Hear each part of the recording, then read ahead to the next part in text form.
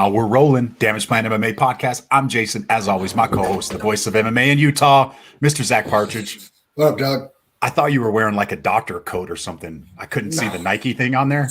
Yo, Dude, what are you wearing? Like a freaking doctor's coat or something? Tiger Woods pullover, bro. Tiger Woods pullover. Yeah. All right. Shout out to the Go to golf. So we have a special guest today, another fighter spotlight. We're bringing in Abijah. Dude, I don't want to mess up your last name, so I'm going to let Meheula, right? No worries. Meheula. Got it. Yeah. Now we got it. You have one job, Jason. It's not to screw up guest name. I know, but it was 30 seconds before we went live, so I got to have a little bit more time to prepare for this. No worries. Abijah, welcome to the podcast. I hear through the grapevine this is your first podcast.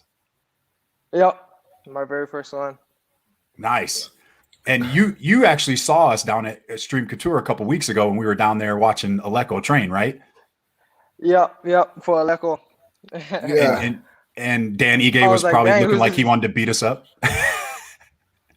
With Dan. Oh. Yeah, he was looking at us. Yeah, he was like, oh, no way. Well, that's how it always is. If somebody's at your gym watching you and you don't know who they are, it's like, who are these fools watching me? Like, what are they doing? You know what I mean? I guess so. Yeah, it could be. That's how I am. When I'm at the gym, new guys come to the gym and I don't know who they are and they just like sit down and start watching me train. I'm like, don't watch me. Like, go look at that wall. Go look at the wall over there. Yeah, for sure. You gotta regulate sometimes. Sometimes, but we were just down there with Aleko. But so you've had a nice, quick, short amateur career, and now you're making your pro debut next month for Yes, sir. Fury FC. When did you feel like the timing was right, or how did you come to the decision that the time was right for you to go pro? I felt it was right for me. I think a little bit right after my last fight in Utah for Mountain Force, my last amateur fight. That was just my main goal too when I got out here. I was just working with a lot of elite guys, especially when my first day getting out here, getting acclimated to the weather and condition out here too. And there's just so much crazy talent out here that it just bonded me more into like every day that I'm training. I always feel myself growing. So I just felt that it was about this time to like, start making stuff happen. And I've noticed, so you've had two really quick first round finishes, and then you had a long drawn out decision with Ian Radford. So talk about the difference in your amateur career of just the experience of getting those quick finishes versus having to go all 3 rounds. The quick finishes, I guess, I don't know. For me, precision and timing was always a big factor to me, and just to always practice that. And then I guess whatever it was just there that night. But for these 3 rounds and these five rounds, I mean, we be doing these 5-minute rounds every Tuesday, Thursday. So I'm ready for those. I could go all day. Well, and you're Hawaiian, so we know that you like to throw down, right? You know that for sure. So Abijah, I got a question. I'm going to kind of circle it back a little bit. First of all, you're from Hawaii, so what got you into fighting? Like, what got you into that? What got me into I was just always competitive, growing up. But I don't know.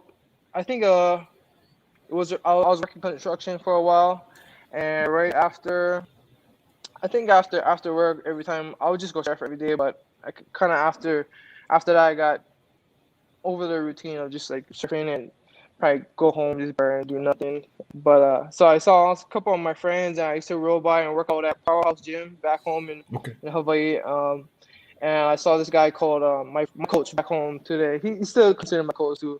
Mike Lau. He's a Muay Thai trainer out of that gym. It was a small little bag room in the back. And I just heard just this skinny, tall Filipino bro just ripping pads and ripping the bag the whole time. I creeping up on the side, and our coach too, Mike Lau, he's real stocky and he looks like pretty nuts, and he's tatted too. So I just went over there. I just started watching. And I just really intrigued and interested in what was going on. So I just kept watching every day. I kept passing by until I built up enough courage to go and ask, like, to start training. And after a while, I guess I was just blessed with enough talent to train for a few more months. I mean, maybe like for a couple of weeks, and I had my first competition. And then I ended up in a first round TKO, my first Muay Thai bout back home, and then I just thought, oh, maybe I can really do this. So I just kept going and going, and eventually here I am today. Built a real passion for martial arts and fighting, competing, going around the world, meeting new people, building connections. That's cool, man. All right, heck yeah.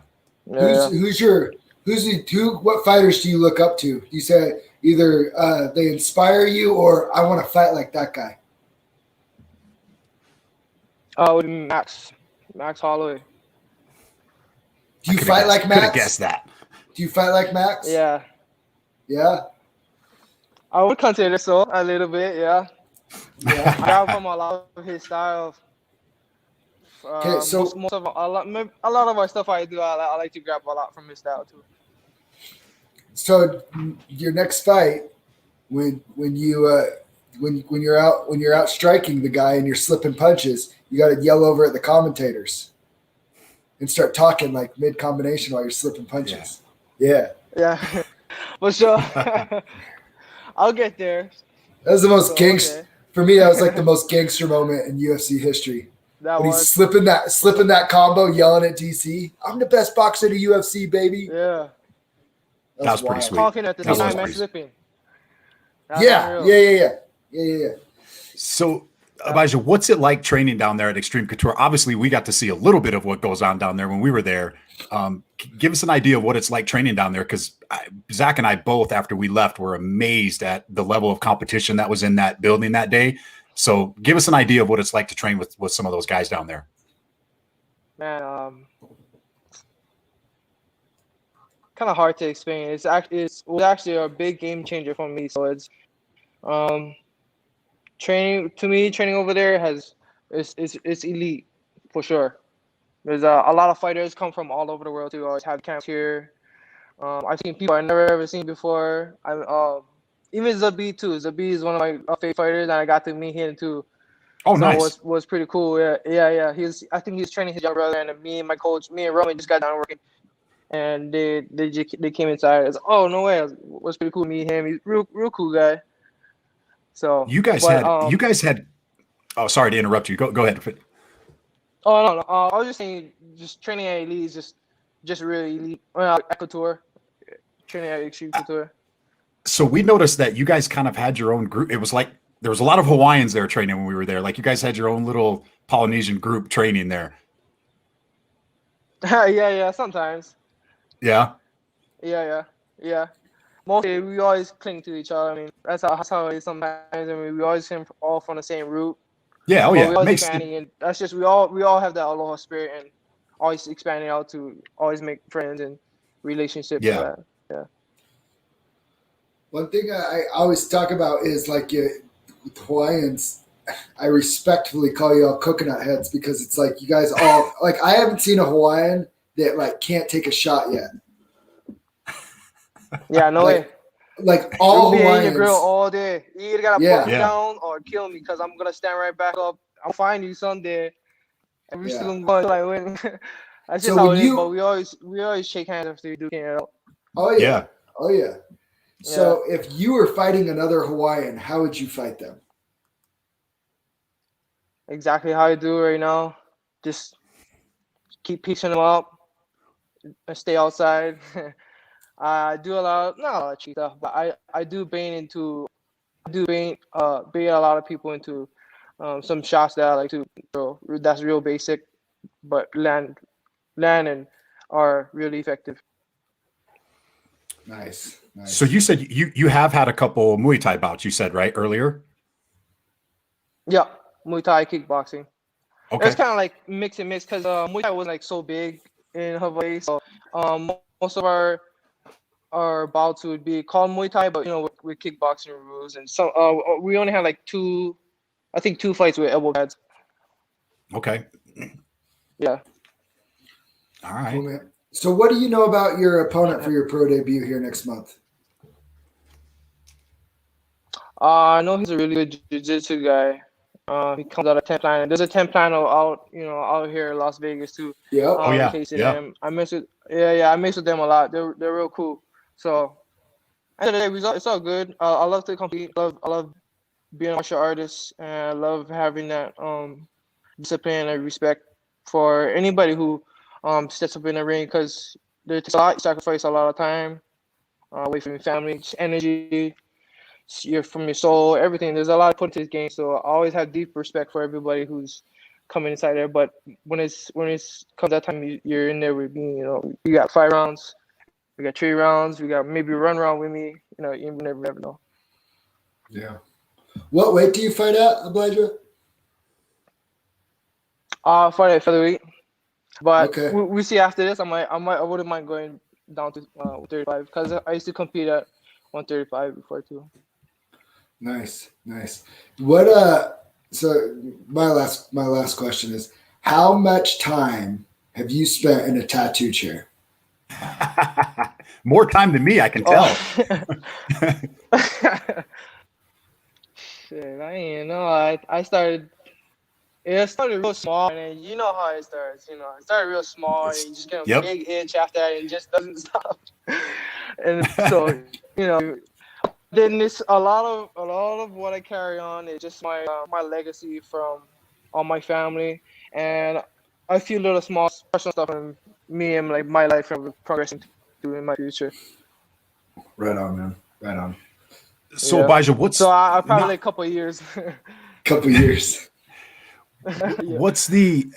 I got another question for you, and then we'll let you get out of here. But what's the goal after this fight? Obviously, you don't want to look past this next opponent, but going forward, are you trying to stay active and keep fighting? What's your plan after this fight?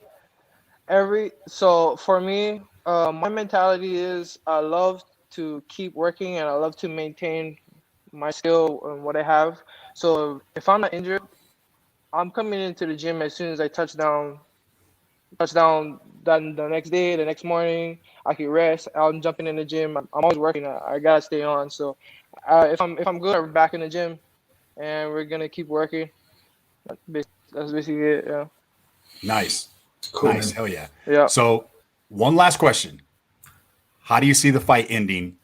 October 17th, right? That's when you're fighting? Did I see that right? Yeah, and don't say with my hand raised. I want. That's me. You gotta say I'm a sleeping or something. That wasn't really my first response in my head, but I'm not either KO. I think I could land on KO. You sleeping? I like it. Yeah. I like it. Yeah. Big Fiji wants to know where you fighting out of. We got a comment on the live stream. He probably wants to know what island you're from. He wants to know what island you're from because he's from Fiji. Hawaii. Oh. Okay. Cool. Yeah. Cool. All right, man. We're gonna let you get out of here. Do you have any sponsors you want to give a shout out to? Yeah, the hat you wearing with Contenders. Contender, baby. Yeah, that's my shirt too. Sure. It's Kinder's shirt. Yeah. Oh yeah, that's you. Yeah. We got my boy Orlando at Farm Extract CB. Just my home gym, all my teammates and coaches. HFG Hawaiian Fight Gear back home.